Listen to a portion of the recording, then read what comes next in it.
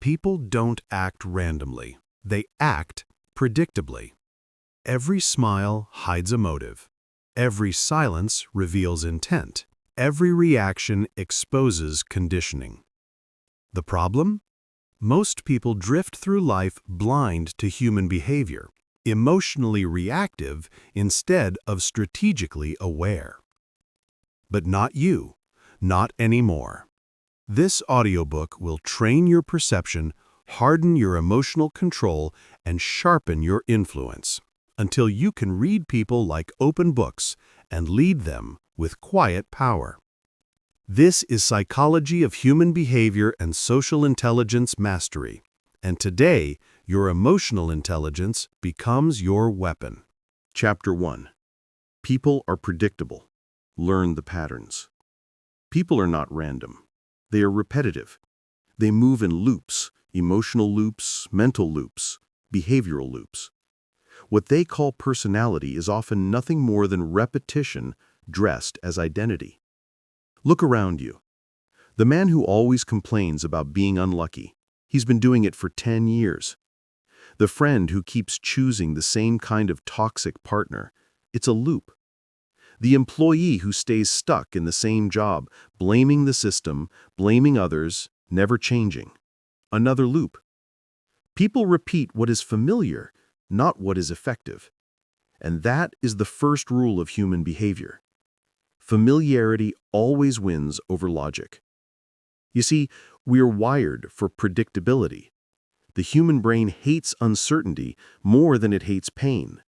So we cling to patterns, even destructive ones, because the brain says, at least I know this. It's not comfort, it's control. And that's the trap most people live in.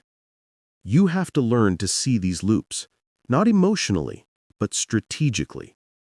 If you can predict behavior, you can influence it. If you can see the cycle before it begins, you can break it. And if you can break your own cycles, you can lead others who are trapped in theirs. That's power. That's awareness. That's control. So let's start simple. Watch how people behave under stress. When pressure rises, masks fall.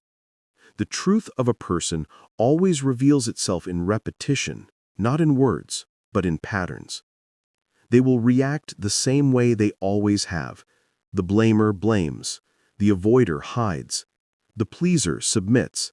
The controller tightens their grip. It's automatic. Because people don't decide their reactions, they repeat them. That's why emotional awareness matters.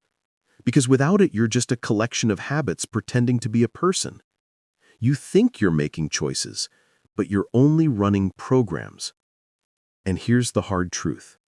Until you see the pattern, you are the pattern.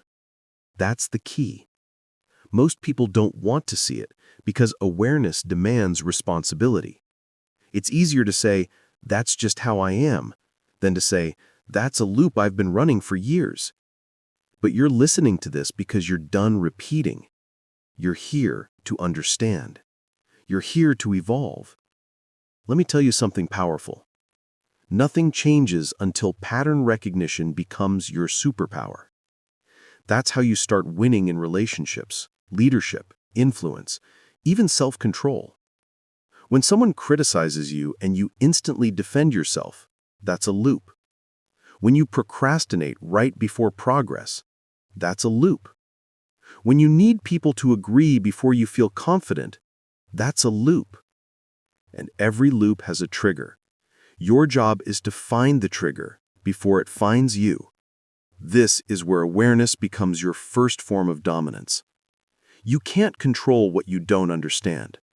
You can't predict what you refuse to observe. Start observing everything. When people speak, ask yourself, what do they really need? When they react, ask, what pain are they repeating? When they make excuses, ask, what fear is hiding underneath?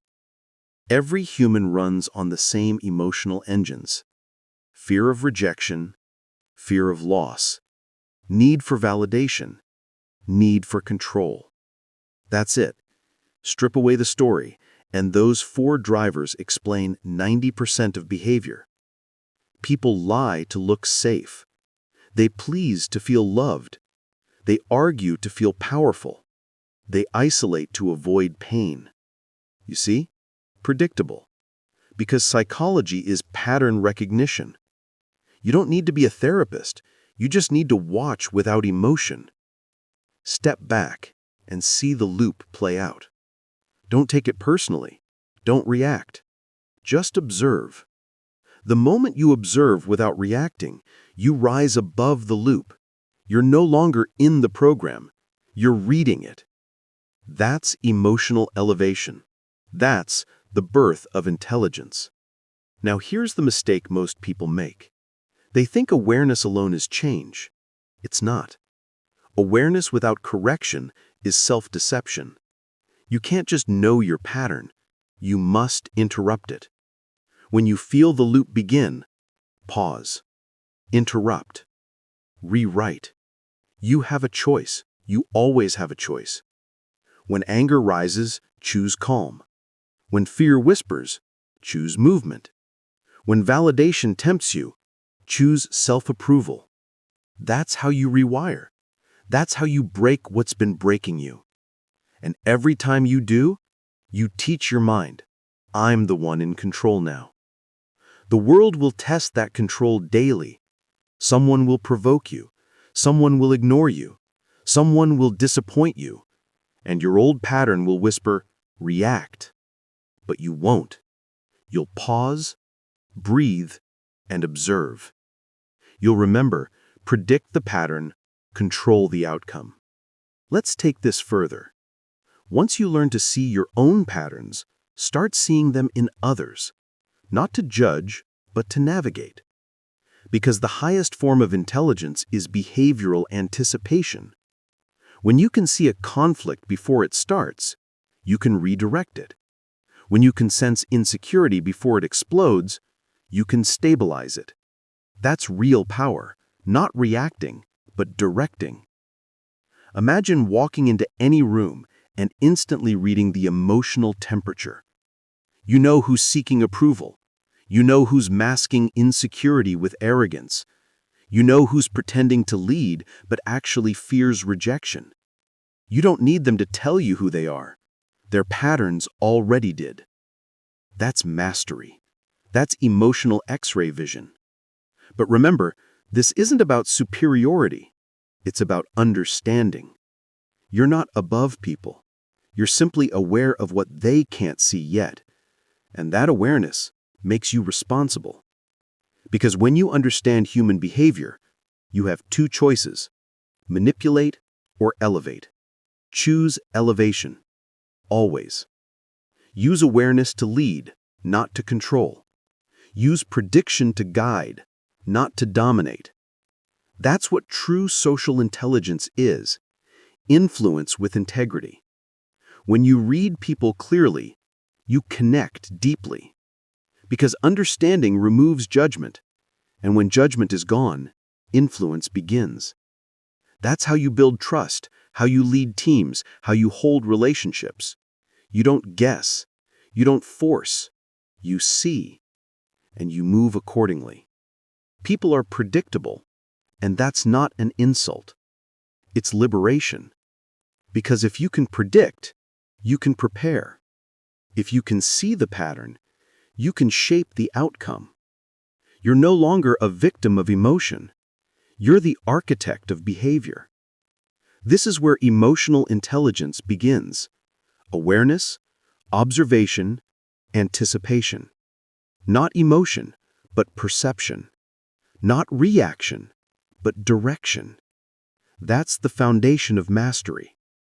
Remember the mantra: predict the pattern, control the outcome. Say it until it becomes instinct. Predict the pattern, control the outcome. Predict the pattern, control the outcome. You are no longer surprised by people. You are no longer blindsided by emotion. You are aware, you are deliberate, you are in control.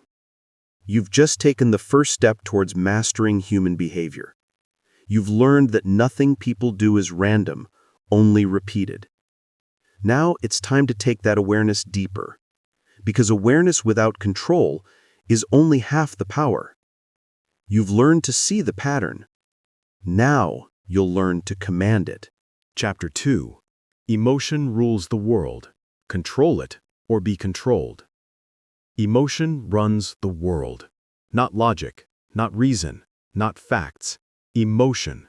Every action you see, every decision people make, it starts with emotion. Logic is just the story they tell afterward to justify what their feelings already decided. That's the truth most people can't handle. You think people vote with logic? No. They vote with fear and belonging. You think people buy with reason? No. They buy with emotion and justify with logic later. You think people love rationally? No. They fall for how someone makes them feel, not what makes sense. Emotion drives everything, and if you don't learn to control yours, someone else will. That's the game you're in, whether you see it or not. Control emotion, command results. That's the mantra. Repeat it until it burns into your mind. Control emotion, command results. The most dangerous person in any room isn't the loud one. It's the calm one. Because calm people can think, and thinking people can lead. When everyone else is triggered, the calm mind becomes the authority. You've seen it before. The moment chaos hits, most people panic. They speak faster, move erratically, lose their focus, their judgment, their composure. They drown in emotion and call it pressure. But the one who breathes, pauses, observes, that's the one who wins. Because calmness is command. Let me give you a story. A company was in crisis, systems failing, people scrambling, everyone shouting. The CEO walked in, silent. He didn't shout. He didn't blame. He asked one question. What's the next move? While everyone else was panicking, he was directing. In 10 minutes, the chaos had order. Not because he had all the answers, but because he had control of himself. That's emotional leadership. Control emotion, command results. Here's what you must understand. Emotion is energy. It can move you, or it can ruin you. Anger can be power, or poison. Fear can be protection, or paralysis. Love can be strength, or weakness. It all depends on one thing. Who's in control? When emotion controls you, you react. When you control emotion, you respond. And that difference changes everything. Reaction is blind. Response is intelligent. Reaction destroys relationships. Response builds them. Reaction collapses under stress. Response stays steady and decisive. You must train this skill daily, because emotional control is not a talent, it's a discipline. You can't just decide to stay calm. You have to train to stay calm. Start by noticing your triggers. What makes you angry? What makes you anxious? What makes you feel small or defensive? Those are not random moments. Those are access points to your programming. When emotion spikes, awareness begins. Pause before you speak. Breathe before you act. Ask yourself, what am I feeling and who's in control right now, me or my emotion? That question separates the impulsive from the intelligent. Most people don't pause. They explode. They let emotion dictate the tone, the reaction, the words they can't take back. Then they regret, apologize, and repeat. They live in cycles of emotional slavery. But not you. Not anymore. You're learning to use emotion as data, not direction.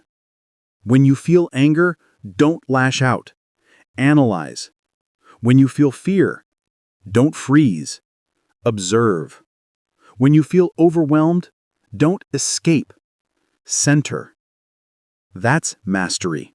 That's control. Remember this. Emotion is not your enemy. Untrained emotion is. Emotion is energy.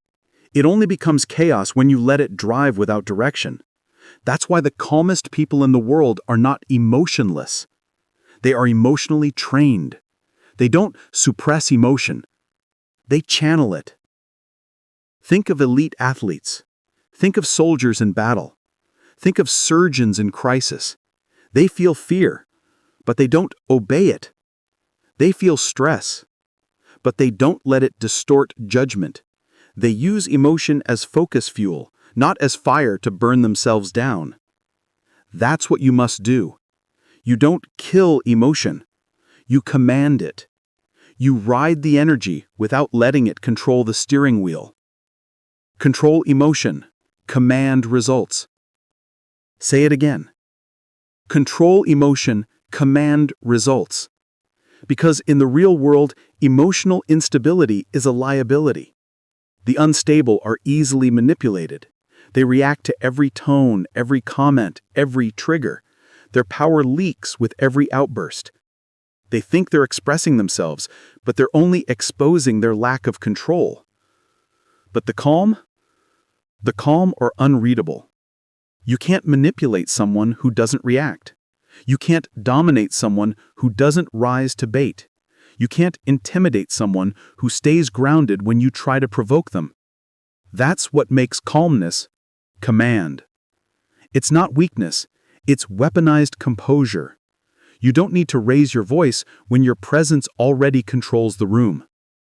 You don't need to argue when your silence already unsettles them. That's emotional power. That's real dominance. Now, understand this deeper truth. Every argument, every fight, every moment of regret you've ever had, it started because emotion spoke before reason had a chance. Emotion hit send before logic could say, wait. You've lived that. We all have. But now you're aware. And awareness gives you choice. You have a choice. To speak from emotion or to speak from control. To react out of fear or to act out of principle. To be pulled by emotion or to direct it with precision. That's the pivot from average to powerful. Because once you can regulate yourself, you can influence everyone else. The emotionally weak can't lead. They seek validation instead of vision. They chase comfort instead of clarity. But the emotionally strong? They lead because they can remain centered when the world tilts. This is why emotional control isn't optional. It's essential. The world will test you daily. You will be provoked, ignored, rejected, misunderstood. Every test is asking one question. Can you stay calm? If you can, you win. If you can't, you repeat the same lesson until you learn. Every argument you walk away from, every impulse you don't obey, every trigger you disarm, those are victories. Invisible victories. But they compound into power. Because control is silent, influence is invisible, and mastery is internal. Emotion rules the world. But calmness rules emotion. And that's why calmness rules the world. Let that sink in. It's not about suppressing emotion. It's about owning it. It's not about being passive. It's about being precise. It's not about being cold. It's about being clear. Emotion is power when it's trained. Emotion is chaos when it's not. So, train it. Train it every day. When you feel the rise, breathe. When you feel the pull, pause. When you feel the storm, stay still. That's how you win. Control emotion, command results. Control emotion, command results. Because If you can master your own emotion, you can master any situation. You can handle any person. You can walk through chaos with composure. And in a world full of emotional reactors, the calm one always stands out as the leader. You've learned how to see human patterns. Now you've learned to control the emotion behind them. Next, we'll go deeper into the emotional trap that keeps most people weak and dependent. The need to be seen. The addiction to validation. You've built control. Now let's destroy the ego that keeps you from using it. Chapter 3. The Ego Trap. Why most people need to be seen. Everyone wants to be seen. Everyone wants to be heard. Everyone wants to matter. That's the human condition. It's not evil, it's primal. But when that need for validation becomes your oxygen, you stop breathing on your own. Understand this. Attention is modern oxygen. Without it, most people feel invisible. And when you feel invisible, you'll do almost anything to be noticed. That's the trap. That's the ego. That's the addiction you have to break if you want true emotional control. Ego isn't confidence. Ego is insecurity wearing armor. It's the need to be admired because you secretly don't admire yourself. It's the performance of strength to hide internal weakness. And the modern world rewards it endlessly. Look at social media. It's not technology, it's psychology on display. Millions of people posting, posing, proving. Everyone chasing validation disguised as self-expression. Everyone broadcasting insecurity disguised as confidence. Look at me. Notice me. Approve of me. But here's the truth. The more you chase validation, the more it runs from you. Because energy doesn't lie. When you broadcast need, the world senses it and pulls away. When you exude certainty, the world leans in. That's why you must master this. Approval is not the goal. Authority is. And authority begins when you no longer need to be seen to know you exist. Let that sink in. You don't need their likes. You don't need their applause. You don't need their permission. Because every time you wait for it, you hand over your power. You have a choice. To be driven by validation or anchored in self-respect. To chase attention or command it. To perform for eyes or build from truth. Most people are performing. They talk differently when they're watched. They act differently when they're praised. They post differently when they need approval. Their energy is not grounded. It's externalized. Their self-worth depends on reflection. If no one claps, they crumble. If no one sees, they stop trying. They don't live, they audition.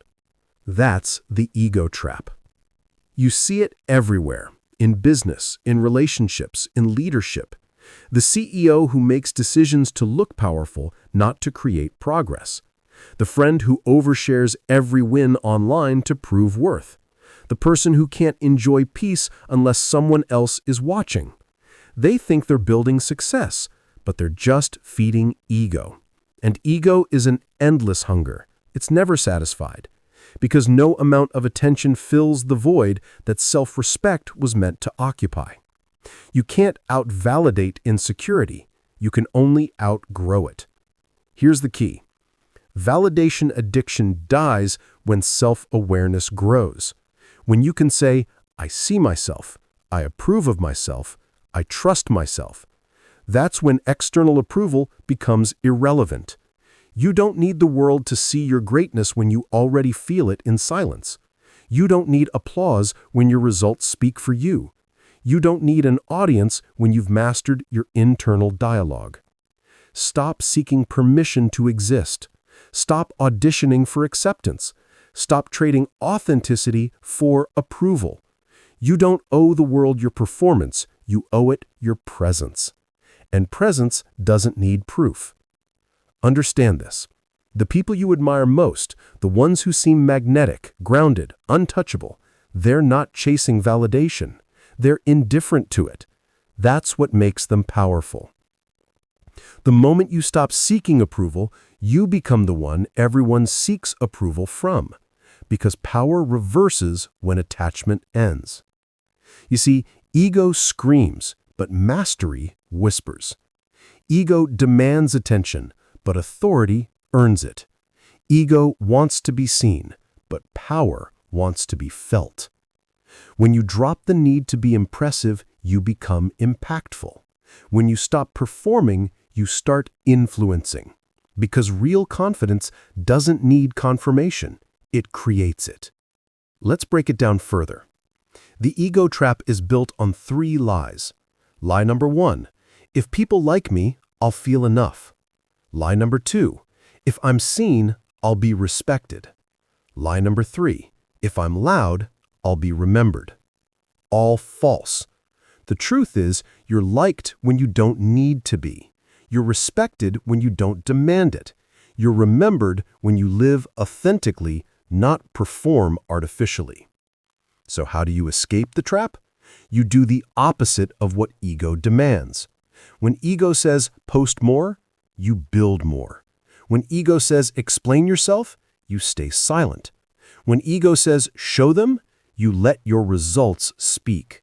When ego says, win the argument, you walk away with composure. You detach from the need to prove, because proof is for the unsure, and you are sure. Control emotion, command results. That includes the emotion of ego, because ego is emotional reactivity disguised as identity. It's the loudest part of you, but also the weakest. You'll know you've evolved when you no longer crave being right, you crave being calm. You'll know you've grown when you don't need credit, you just need clarity. You'll know you're free when silence feels more satisfying than applause. And that's the discipline. Learning to move quietly while the world screams for validation. To stay focused on mission, not recognition. To value results over reaction. To lead without needing to be seen leading.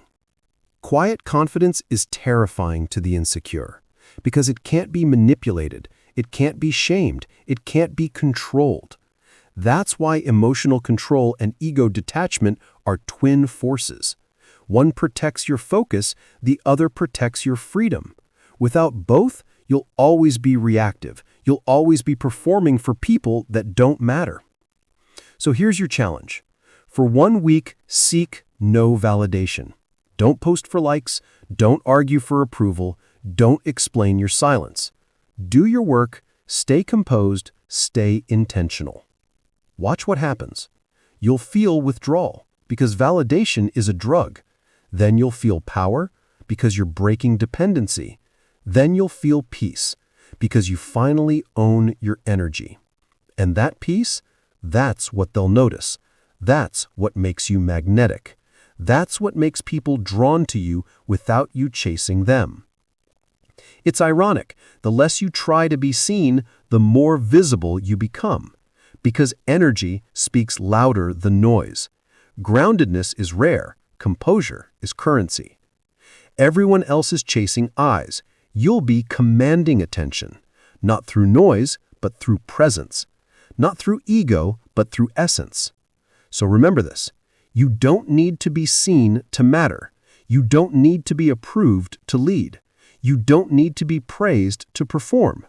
You already are enough before anyone notices. When you internalize that, your life changes. Because ego no longer drives you, purpose does. Emotion no longer controls you, direction does. The crowd no longer defines you, your mission does. That's what mastery looks like. Detached, grounded, untouchable. Because when you stop seeking approval, you become the one everyone seeks approval from. You've dismantled the ego trap. You've broken the addiction to validation.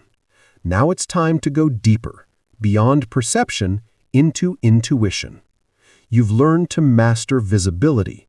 Next, you'll learn to master understanding, the unspoken language of human behavior.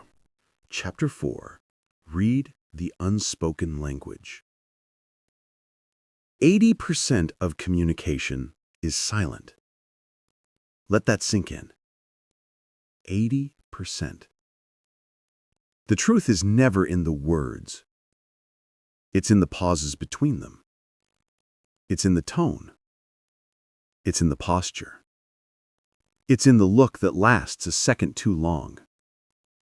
It's in the smile that fades a moment too soon.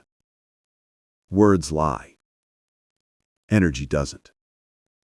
That's your new rule. That's your new radar. Train yourself to hear what isn't said, because that's where power lives. The world teaches you to listen to words, but the masters? They listen to energy. They read the space, not the script.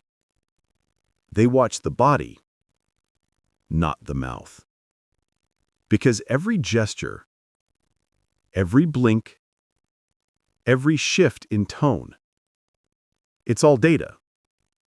When you can read people beyond words, you stop guessing and start knowing.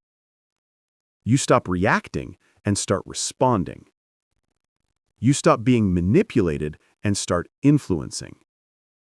This is the difference between being fooled and being formidable. Let's be honest. People rarely say what they mean.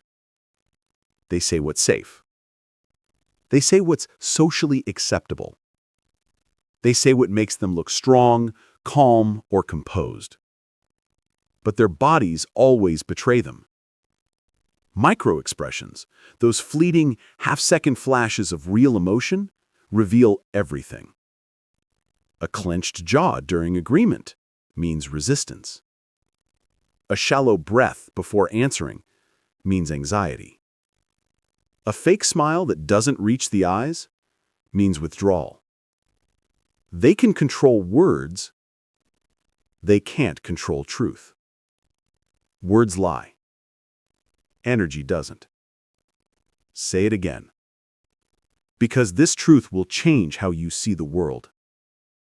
When you walk into a room, don't just listen. Scan. Notice posture, eyes, tone. Notice who avoids contact. Notice who interrupts. Notice who listens but tightens their lips when someone else speaks. That's not random. That's communication. You're decoding signals most people are too distracted to see. And when you start seeing them, everything changes. You'll know who's real and who's pretending. You'll know who's confident and who's compensating. You'll know who's trustworthy and who's performing. The truth is always visible, just not verbal. Take a simple example. The handshake. It seems basic, but it reveals character instantly. A handshake that lingers too long? Control. A handshake that's limp? Insecurity. A firm handshake with eye contact? Confidence. No words needed. Or consider the smile. A genuine smile fades slowly. It's felt. A forced smile drops fast. It's rehearsed. You don't need to be an expert. You just need to observe. Because when you train your perception, people tell you everything. Even when they think they're hiding. Think about it. When someone says, "I'm fine," but their shoulders drop, they're not. When someone says, "I'm confident," but their voice trembles, they're not. When someone says, "I trust you," but avoids your eyes, they don't. That's the unspoken language. The truth underneath the script. Now here's where mastery begins. Stop reacting to words and start responding to energy. When someone argues with you, don't meet their words with words. Meet their emotion with calm. When someone tries to provoke you, don't mirror their tone. Anchor your state, watch, decode. Their emotion is revealing their fear, not their strength. People project what they feel, not what they want you to believe. Anger is often fear in disguise. Arrogance is insecurity dressed up. Defensiveness is guilt in motion.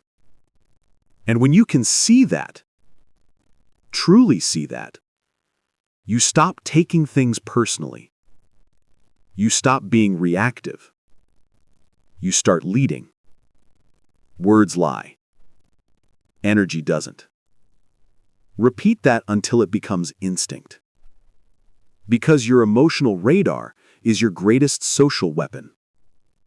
Here's how to train it. Observe before you speak. Silence is your superpower. Most people rush to respond. Don't. Watch. Wait. Study the face, the breathing, the tempo. Every second of observation gives you more data than 10 minutes of talking. Listen to tone, not just words. The words may say, "I agree," but the tone may say, "I resent it."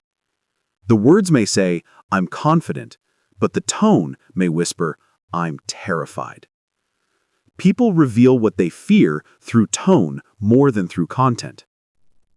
Feel the room. Energy doesn't lie. Walk into a meeting, a classroom, a conversation, and feel the collective state. Is it tense? Relaxed? Defensive? Enthusiastic? Before you speak, calibrate to it. Great communicators don't dominate energy, they direct it. When you start seeing patterns, communication becomes predictable. And predictability gives you control. That's how great leaders lead. They don't need to yell. They don't need to argue. They sense the state of others and shift it through presence. A leader who stays calm while everyone else panics commands attention, because calm energy is dominance in disguise. In contrast, the reactive leader loses power, because reactivity means you're controlled by others' emotions. You're no longer in command, you're in chaos. So remember this. Control emotion, command results. And the first step in controlling emotion is learning to read it in others. Every relationship you have, personal, professional, romantic, improves when you learn this language. Because you stop listening to the surface and start connecting to the source. You'll know what people mean before they say it. You'll know when to speak and when to stay silent. You'll know how to influence without ever forcing. Influence doesn't come from talking more. It comes from understanding deeper. Here's what most people never learn. The most powerful communicators are not the loudest. They're the most attuned. They don't need to dominate a room. The room adapts to them. Because their presence is aware, grounded, and calibrated. They've mastered silence. They've mastered observation. They've mastered restraint. Because they know energy reveals everything. The next time you're in a conversation, slow down. Don't rush to speak. Don't rush to prove. Just watch. Watch the blink rate. Watch the breathing. Watch the micro movements. You'll start hearing the real story beneath the script. You'll know who's faking confidence, who's hiding emotion, who's masking fear. That's real intelligence, social intelligence. And when you can see the truth others miss, you gain an advantage that can't be taught, only trained. It's instinct, sharpened by awareness. It's presence, refined by discipline.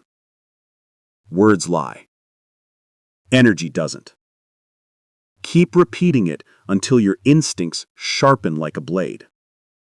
Until you can feel when someone's energy shifts, even before they speak. That's when you stop being manipulated. That's when you start mastering human behavior. Remember, communication isn't just speaking, it's sensing. And the one who senses more wins more. Chapter 5. Mirror Minds. The Psychology of Influence. People follow people who reflect them. It's that simple. It's not logic that builds trust, it's rhythm. It's not intellect that opens doors, it's energy. Influence doesn't begin with persuasion. It begins with connection. And connection starts when they see themselves in you. When your tone matches theirs. When your energy mirrors theirs. When your rhythm feels familiar, safe, aligned. You want to influence people? Stop trying to convince them. Start reflecting them. Match first, lead second. That's the law of influence. Because people don't follow what they don't feel. They don't open to what feels foreign. They open to what feels familiar. This is the hidden psychology behind every great communicator, every great leader, every great persuader. They mirror, they sync, they adapt. It's not manipulation, it's calibration. It's emotional intelligence in motion. Look at top negotiators, elite salespeople, expert leaders. They don't dominate conversations, they tune into them. Before persuasion even begins, they match posture, they match tone, they match rhythm. They reflect the other person's energy because once someone feels mirrored, they feel safe. Safety creates trust. Trust opens influence. That's the sequence. Say it again.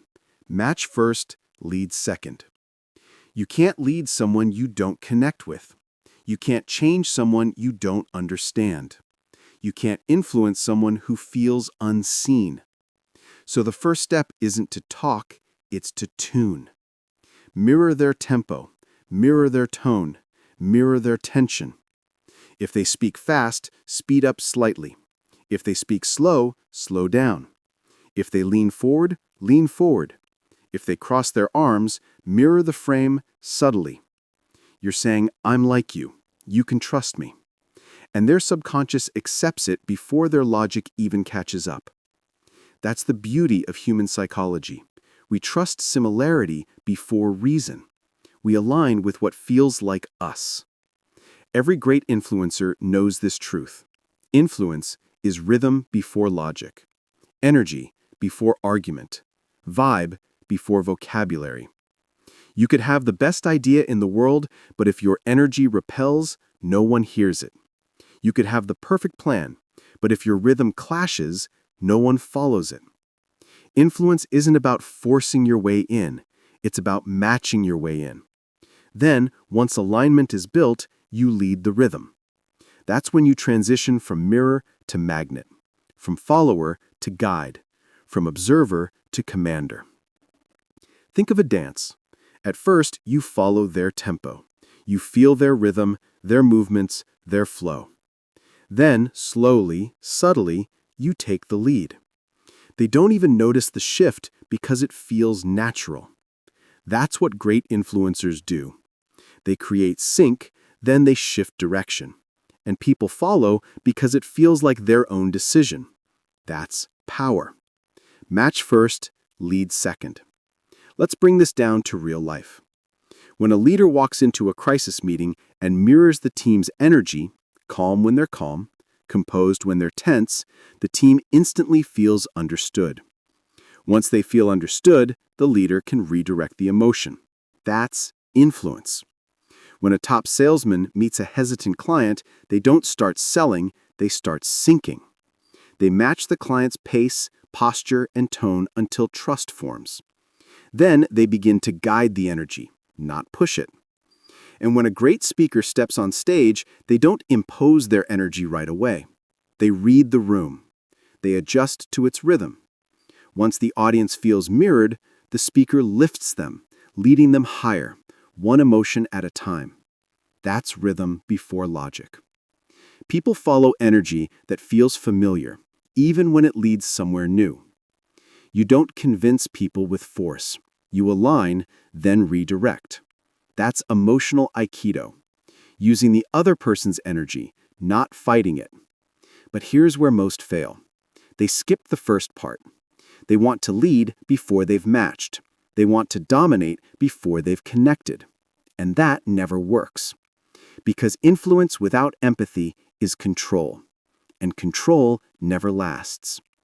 Real influence, sustainable influence, is born from alignment, from resonance, from reflection.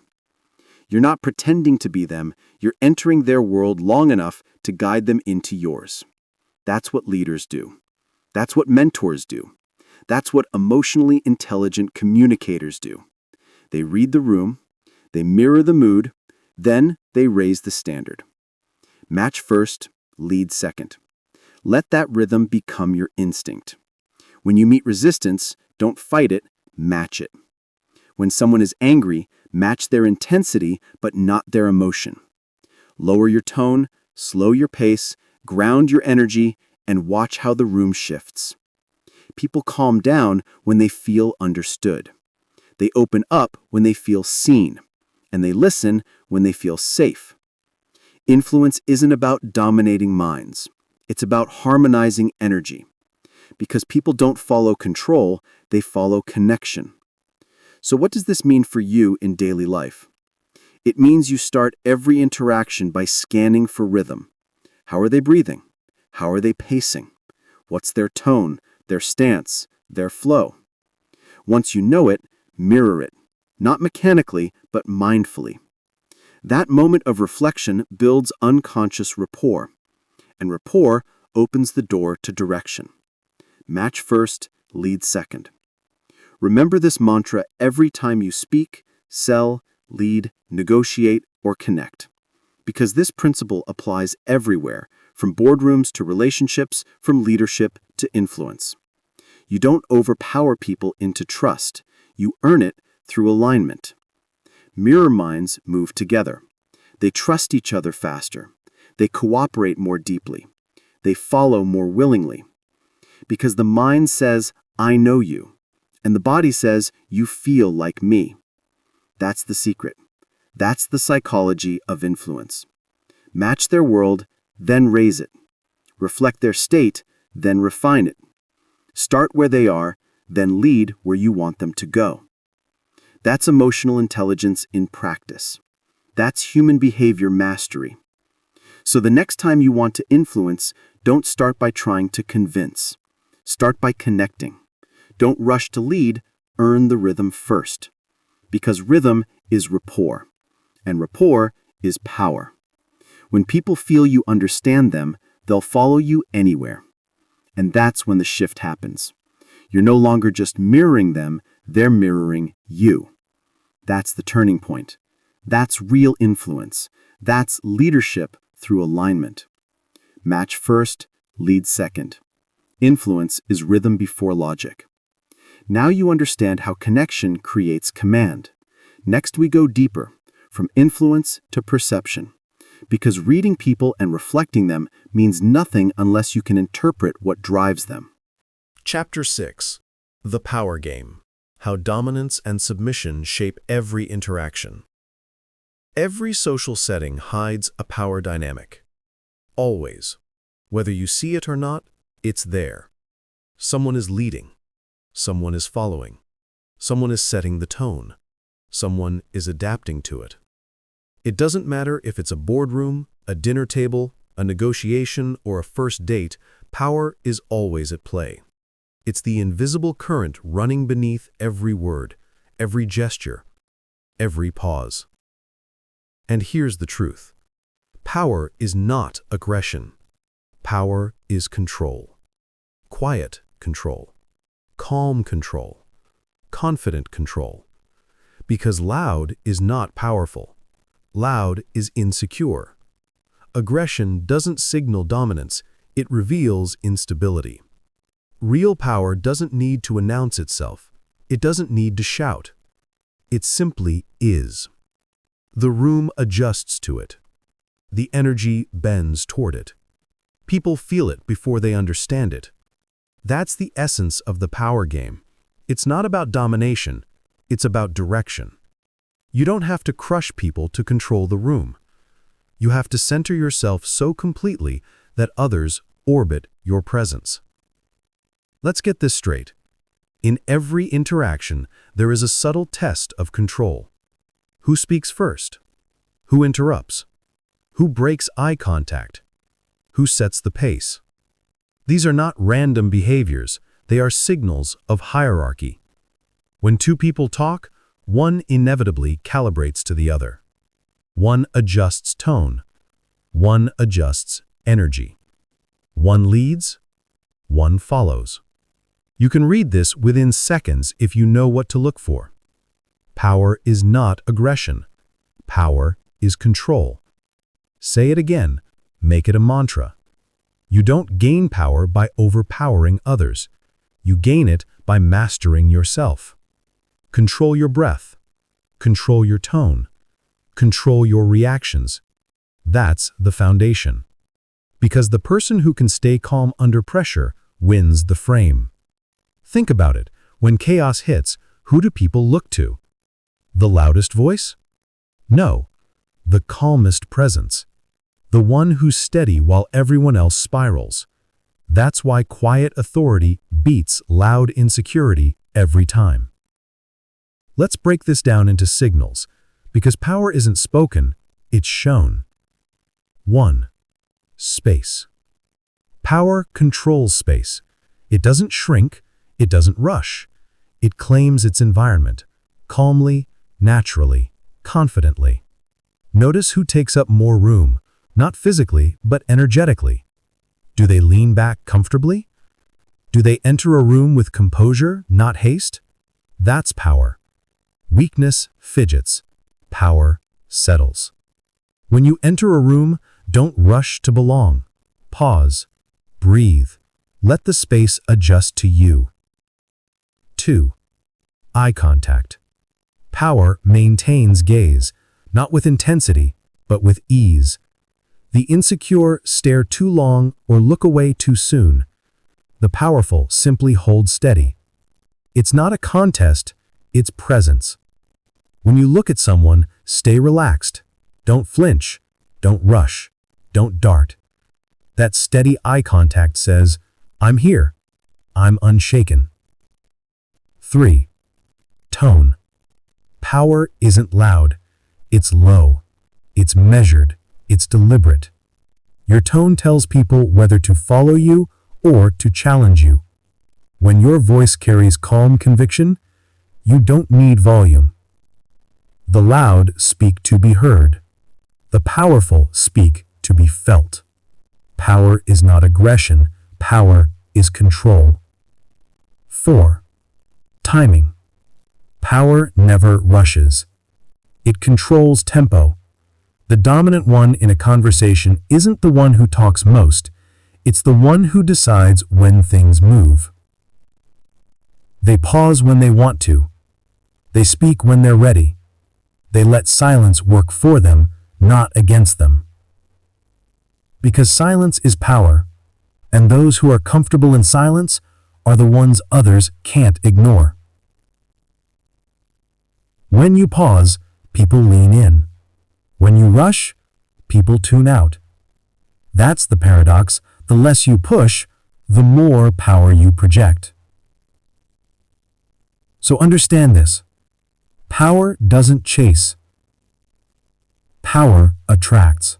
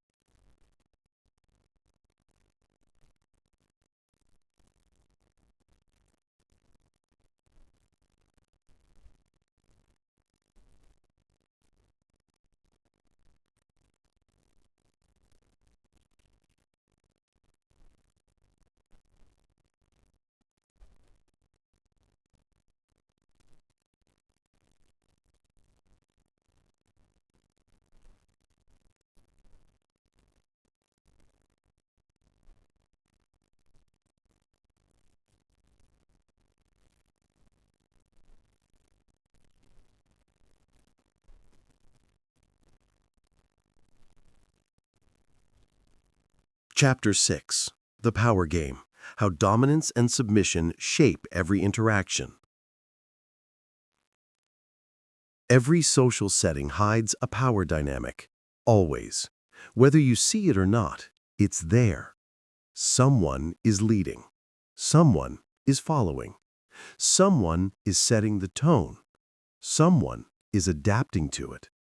It doesn't matter if it's a boardroom, a dinner table, a negotiation, or a first date. Power is always at play. It's the invisible current running beneath every word, every gesture, every pause. And here's the truth. Power is not about aggression. Power is control. Quiet control. Calm control. Confident control. Because loud is not powerful. Loud is insecure. Aggression doesn't signal dominance, it reveals instability. Real power doesn't need to announce itself. It doesn't need to shout. It simply is. The room adjusts to it. The energy bends toward it. People feel it before they understand it. That's the essence of the power game. It's not about domination. It's about direction. You don't have to crush people to control the room. You have to center yourself so completely that others orbit your presence. Let's get this straight. In every interaction, there is a subtle test of control. Who speaks first? Who interrupts? Who breaks eye contact? Who sets the pace? These are not random behaviors. They are signals of hierarchy. When two people talk, one inevitably calibrates to the other. One adjusts tone. One adjusts energy. One leads. One follows. You can read this within seconds if you know what to look for. Power is not aggression. Power is control. Say it again. Make it a mantra. You don't gain power by overpowering others. You gain it by mastering yourself. Control your breath. Control your tone. Control your reactions. That's the foundation. Because the person who can stay calm under pressure wins the frame. Think about it. When chaos hits, who do people look to? The loudest voice? No. The calmest presence. The one who's steady while everyone else spirals. That's why quiet authority beats loud insecurity every time. Let's break this down into signals, because power isn't spoken, it's shown. 1. Space.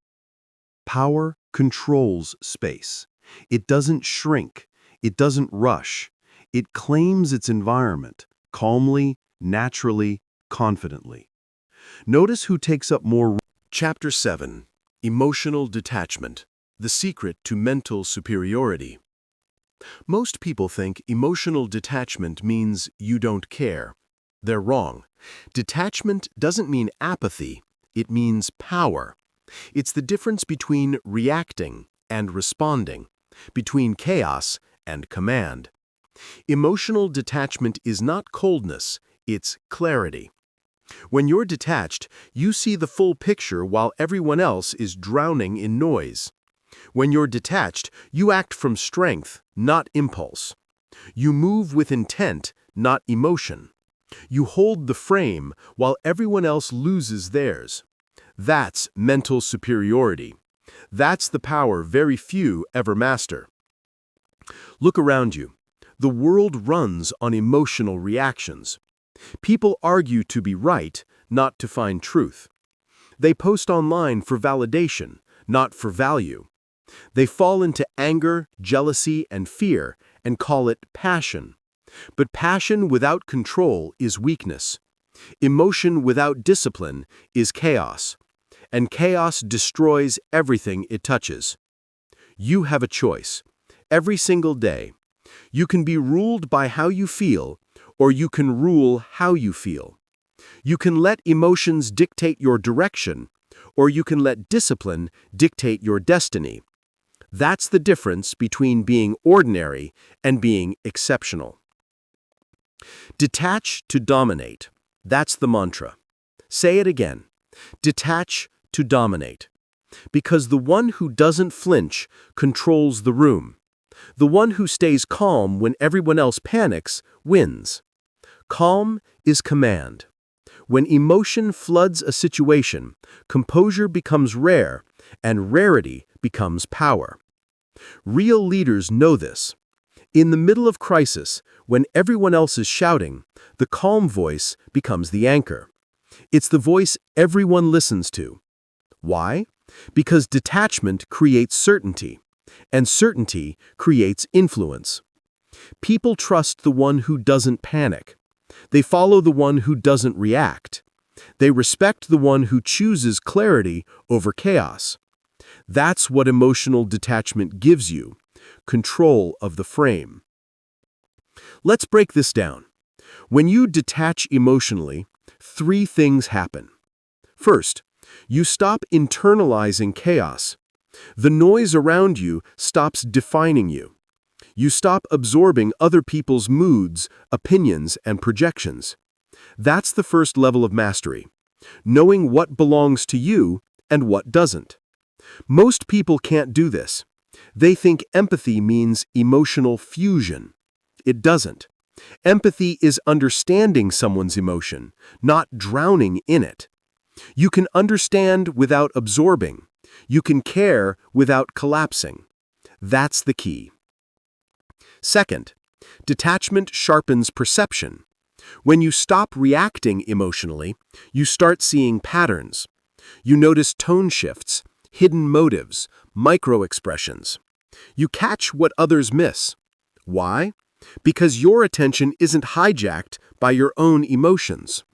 You're not blinded by anger. You're not clouded by pride. You're observing, analyzing, commanding.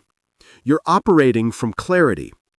And third, emotional detachment makes your energy undeniable, because calm energy unnerves chaotic minds. When you're composed, people sense it. They feel your steadiness. They feel your self-control. It disarms them. It draws them in. Control your emotional state, and you control the atmosphere around you. That's the essence of influence. Here's the truth. You can't control other people, but you can control your reaction to them. You can't stop the storm, but you can choose to be the calm inside it. And that choice changes everything. You have to train this. It's not natural. It's not easy. It's discipline. You train detachment the same way you train strength, through resistance. Every time someone tries to provoke you, don't react. Every time someone challenges your ego, don't explain. Every time a situation spirals emotionally, stay still. Stay quiet. Breathe. That's the moment you win. That's the rep that builds your mental muscle. Let's look at a real-world example. A team is in crisis. Sales dropped. Everyone's panicking. The CEO walks in.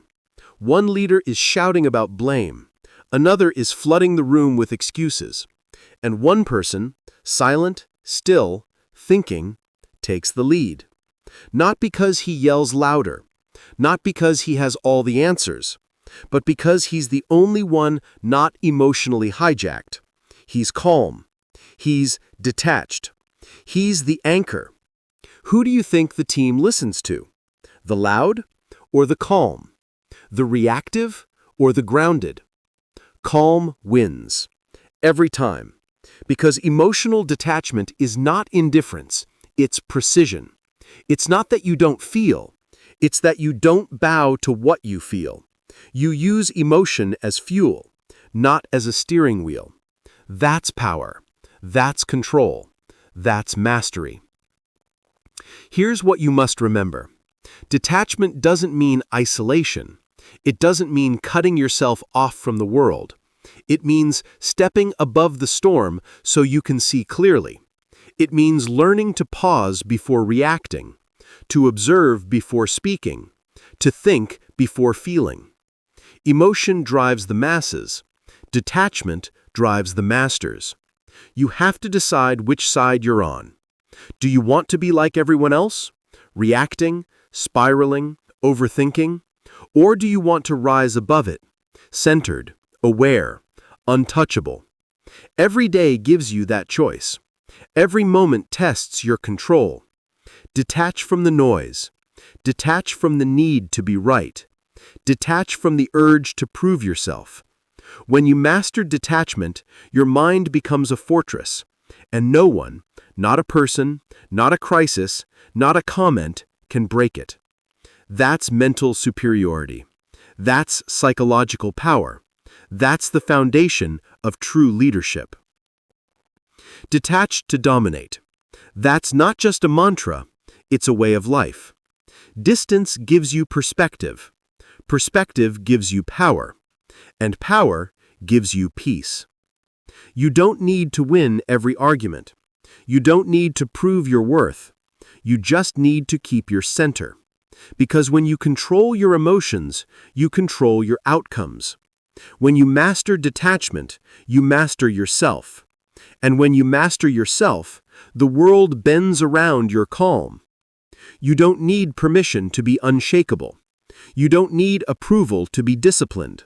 You just need to choose clarity, again and again. Detach, observe, command.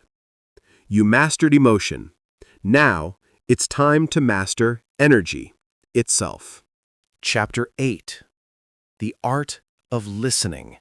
Mastering Silent Authority. Everyone wants to be heard. Few know how to listen. That's why true listeners always have power, because silence isn't weakness, it's strategy. Listening isn't submission, it's control. The person who listens the longest learns the most, and the one who learns the most wins. This is the hidden art of influence. It's the quiet weapon of leadership. It's how interrogators break lies, how therapists break patterns, and how powerful minds break through noise. Listen long enough, and people tell you exactly who they are. That's not just advice. That's a law of human behavior. Here's the truth. Most people don't listen to understand. They listen to reply. They're already formulating their comeback before the other person finishes a sentence. That's emotional impatience. That's ego pretending to be intelligence. But the disciplined mind does something different. It pauses. It observes. It lets silence work. Because silence does what words cannot. It makes people fill the gap. The more you stay quiet, the more others reveal. They project their emotions, their fears, their motives, all in their own words. You don't have to interrogate people when you know how to listen. They'll tell you everything, trying to fill your silence. That's the paradox. The less you say, the more you learn. Think about this. In an interrogation room, who has the real power? Not the person shouting, not the one demanding answers. It's the interrogator who sits calm, patient, saying almost nothing. Every second of silence pressures the other person to speak, to justify, to explain, to expose themselves. That's authority. That's control without aggression. And it's not limited to law enforcement. Elite negotiators, top sales professionals, therapists, and military leaders all know the same truth. Control your silence, and you'll control the room. Because silence isn't passive. Silence is active presence. It's focus. It's attention. It's the ultimate test of self-control. You have to understand something powerful here. When you talk too much, you leak information. You give away your emotions. You reveal your insecurities. You show what you need. But when you stay silent, you reveal nothing and force others to show everything. That's the reversal of power. People think talking makes them important, but the more you speak, the more predictable you become. The more you listen, the more unpredictable you are. That unpredictability creates quiet authority. Because people can't read what they can't provoke. They can't manipulate what they can't decode. They can't control what doesn't react. Silence disarms control. That's the secret. Let's be clear. Listening is not just hearing. Listening is active decoding. It's emotional analysis. It's studying tone, body language, hesitation, micro-expressions. When someone says, "I'm fine," but their tone drops, you listen to the tone, not the words. When someone smiles but their eyes tighten, you listen to the tension, not the expression. When someone over-explains, you listen to the insecurity beneath the words. Words lie. Energy doesn't. And when you master listening, you begin to hear the truth behind the script. That's the advantage quiet people have. They're not quiet because they lack confidence. They're quiet because they're gathering data. Every silence is information. Every pause is insight. Every reaction is a map. You can't see the pattern if you're too busy making noise. You can't read people if you're trying to impress them. You can't influence what you don't first understand. That's the key. You must understand before you can influence. And understanding starts with silence. Let's talk about power in conversation. In every discussion, there's an invisible contest happening. Who's leading and who's following? Most people think the talker is leading, but in reality, it's often the listener who's in control. The listener decides the pace. The listener decides the focus. The listener decides when silence becomes pressure. When you pause before responding, people start second-guessing themselves. They interpret your silence as depth.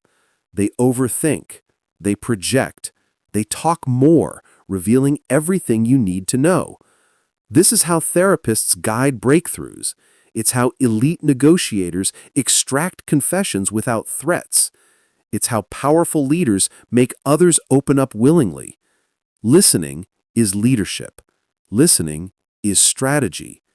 Listening is quiet dominance. You have a choice every day to react fast or to respond slow, to speak impulsively or to listen intelligently, to seek validation or to seek understanding. You don't need their permission to stay silent. You don't need their approval to listen deeply. You just need discipline, the discipline to pause, to wait, to read. That's emotional control in action. That's psychological superiority, because patience is the rarest form of strength. Let's go deeper. Why do people struggle to listen? Because listening exposes their ego's weakness. The ego hates silence. Silence feels like losing attention. It feels like surrender. But it's not surrender. It's strategy. You're not giving attention away. You're gathering it. You're collecting energy. When others speak, they release energy. When you listen, you absorb it. That's why good listeners always feel powerful after conversations.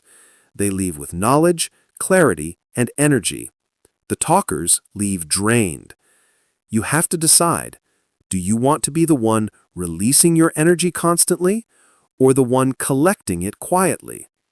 Listening is energy conservation. It's intelligence in motion. It's confidence without noise. Here's how to train this. Step 1. Practice silent observation. When someone speaks, focus entirely on their tone and pace, not your next response. Train yourself to see the emotion behind the words. Step 2. Use pauses intentionally. After someone speaks, wait 2 seconds before replying. Let the silence stretch. You'll be shocked how often they fill it with truth. Step 3. Speak less to say more. Every word should have weight. Every sentence should serve purpose. That's how authority sounds: slow, calm, deliberate. Because when you talk less, your words matter more. That's command. Remember this: listening is not weakness. Listening is control. Listening is how you turn conversations into data, data into insight, and insight into influence. The loud crave attention, the quiet command it. That's the shift. Stop chasing validation with words, start commanding respect through silence. Because the person who listens the longest leads the deepest, and the person who controls silence controls the direction. When you master listening, you stop trying to prove yourself and start positioning yourself. That's real authority. That's real intelligence. You don't need to be loud to be powerful. You just need to be still long enough for the world to reveal itself to you. Listen, observe, command. You've mastered silence. Now, it's time to master energy flow itself. Chapter 9. The Emotional Mirror. Turn understanding into leadership. Leadership isn't about rank. It's not about titles, volume, or control. Leadership is emotional mastery. Because you can't lead what you don't understand, and you can't understand what you refuse to feel. Most people think leadership is dominance. They think it's command through fear or power through position. But true leadership doesn't start with power. It starts with perception. It starts with understanding emotion. When you understand emotion, you lead emotion. That's the foundation. That's the skill. That's the game. The best leaders, negotiators, and communicators in history all share one trait. They know how people feel before those people even speak it. They read emotion like language. They read fear, ego, and uncertainty, and they respond with precision. That's what emotional intelligence truly is. It's not softness. It's not emotional indulgence. It's strategic empathy. Understanding people isn't manipulation. It's empathy used with intention. You're not trying to exploit emotion. You're trying to direct it toward purpose, toward calm, toward clarity. That's real influence. Because manipulation takes power from others. Leadership gives them power while maintaining control of the frame. That's the difference. That's the discipline. Let's be honest. The world doesn't respond to logic first. It responds to emotion. You can have the right facts, the right plan, the right words, but if your tone, timing, or emotional calibration is off, no one listens. Emotion rules the world, but emotional intelligence commands it. When you mirror the emotions of others, when you reflect understanding, patience, and calm, people feel seen. And people who feel seen follow. That's the hidden formula of influence. That's why I call this the emotional mirror. You reflect the energy in the room, shape it, and then redirect it toward clarity. That's leadership in motion.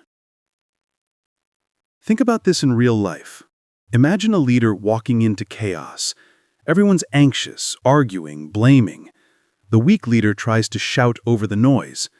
The strong leader listens first. They don't absorb the chaos. They observe it. They acknowledge the emotion in the room. They say, "I can see you're frustrated.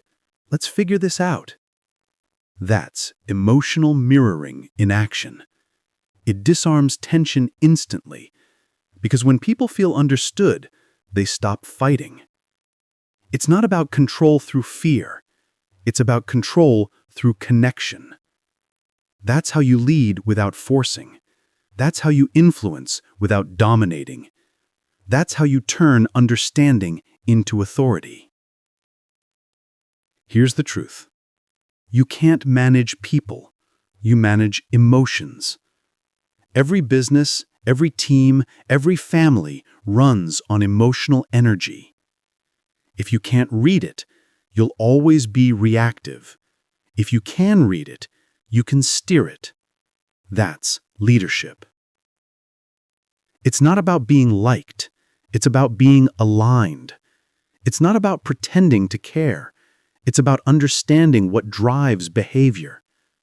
When you can read someone's emotional triggers, you can calm them. When you can sense their fear, you can reassure them. When you can see their pride, you can respect it without feeding it. That's mastery. That's what separates average communicators from true leaders. Let's talk about the mirror effect. Every interaction is an emotional exchange. You project energy, you receive energy, and people unconsciously mirror what you reflect. If you bring calm, they soften. If you bring aggression, they escalate. If you bring clarity, they organize. If you bring chaos, they crumble. That's why leadership begins with your own state. You can't lead others out of emotions you haven't mastered yourself. If you're anxious, they'll feel it. If you're reactive, they'll copy it. If you're grounded, they'll find stability in you. People don't follow instructions, they follow energy. That's the unspoken rule of influence. You are the emotional thermostat of every room you enter. You set the tone, whether you realize it or not. So, the question is, what energy are you radiating? Because whatever you mirror, you multiply. Here's the key distinction. Empathy without boundaries drains you. Empathy with discipline empowers you. It's not about absorbing everyone's emotions. It's about understanding them without being consumed by them. That's leadership through emotional detachment. Empathy without entanglement. You can say, "I understand you," without saying, "I agree with you." You can validate emotion without validating chaos.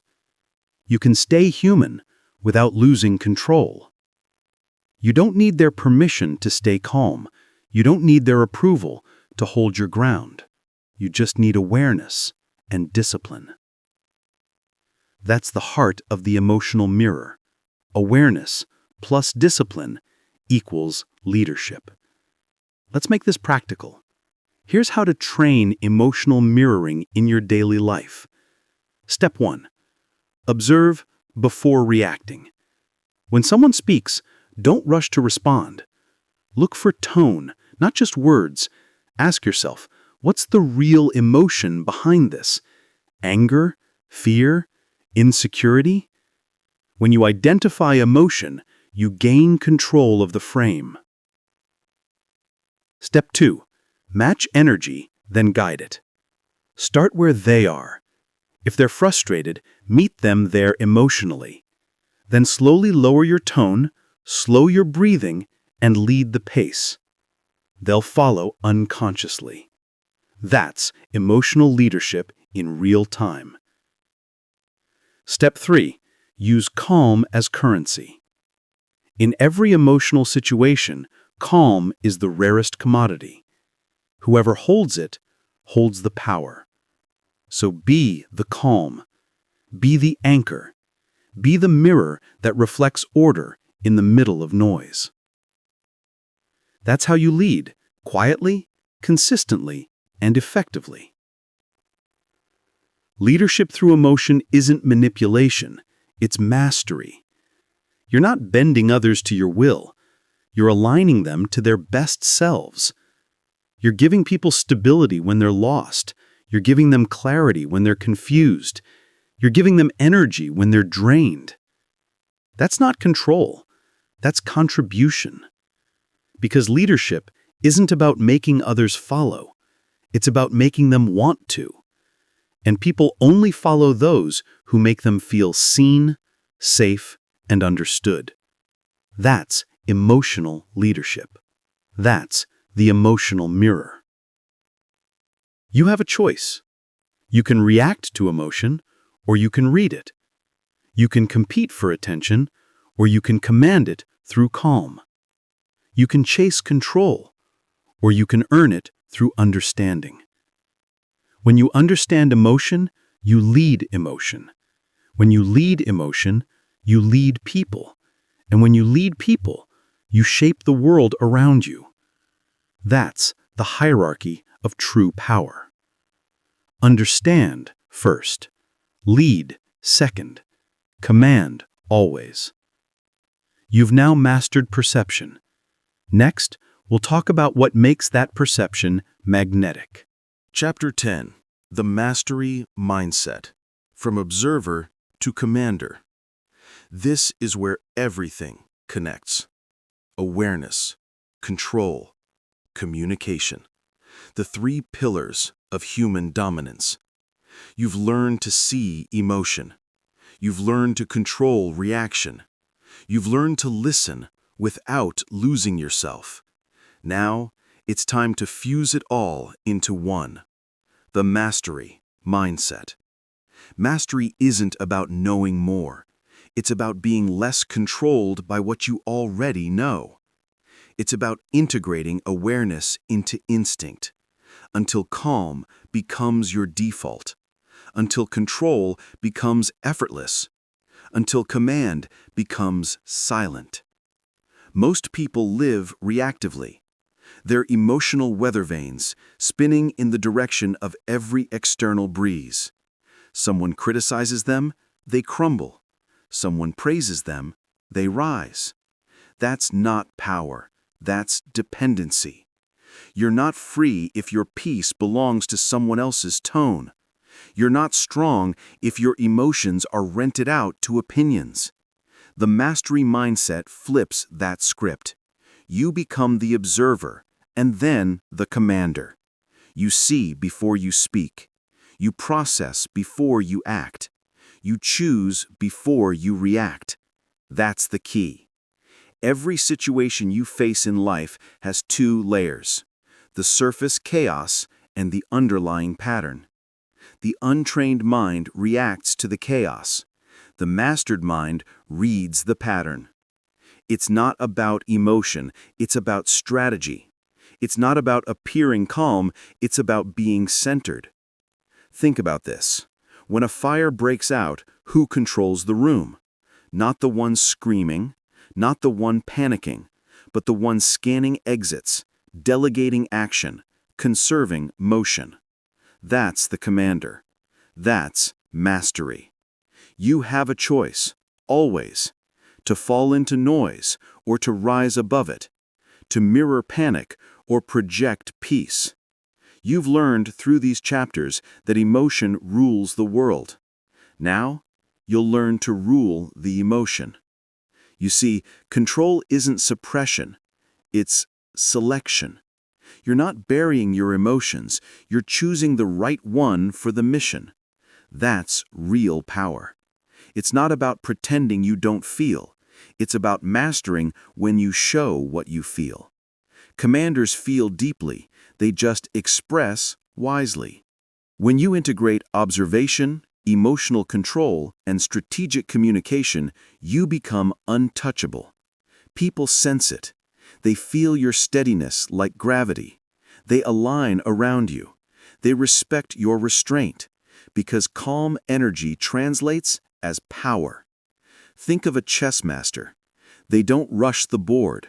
They don't explain every move.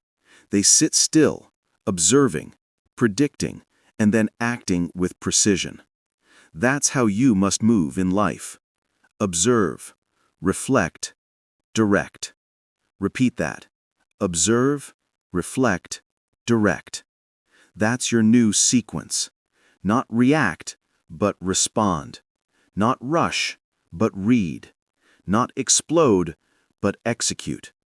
The difference between amateurs and masters is timing, and timing comes from patience.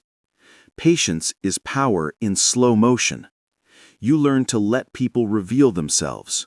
You learn to let emotions settle before deciding.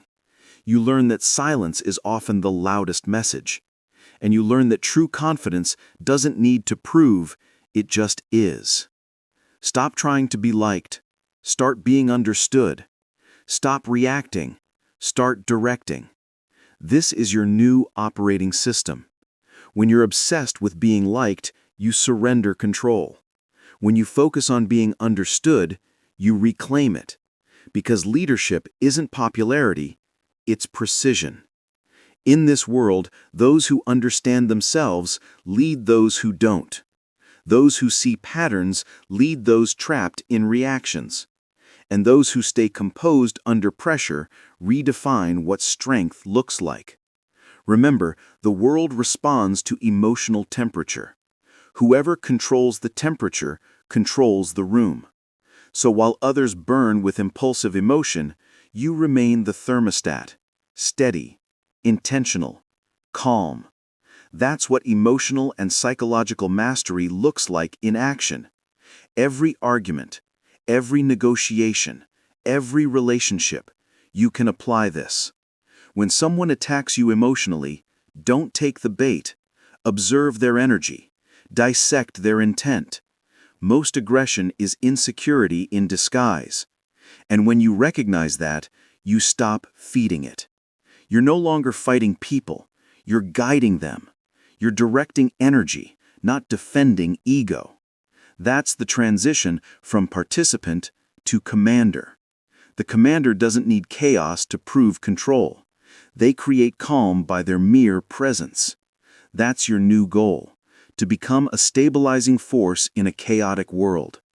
Train it, every day. When you feel triggered, pause. When you feel pressure, breathe. When you feel insulted, smile internally and say, I choose my response. Because you do. Always. And that's the foundation of all mastery. Choice. You have a choice in every moment to operate from awareness instead of emotion. You have a choice to see patterns instead of pain. You have a choice to build composure instead of chaos. The more detached you become from needing outcomes, the more control you gain over outcomes. When you stop chasing control, you start embodying it. That's the paradox of mastery. It's earned through surrender, not force. You don't chase respect, you command it. You don't demand control, you become control. That's the journey, from observer to commander, from watching life happen to directing how it unfolds. And it's not about perfection, it's about awareness.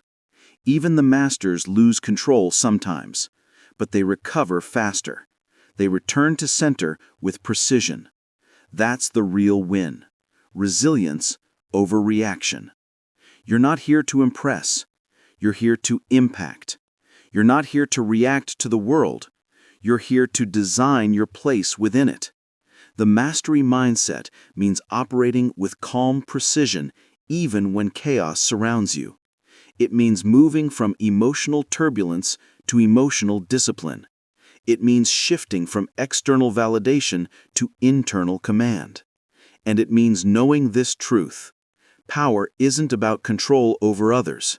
It's about control over yourself. Because when you master yourself, everything else aligns. People follow clarity. They trust composure. They respect calm. And that calm begins with you.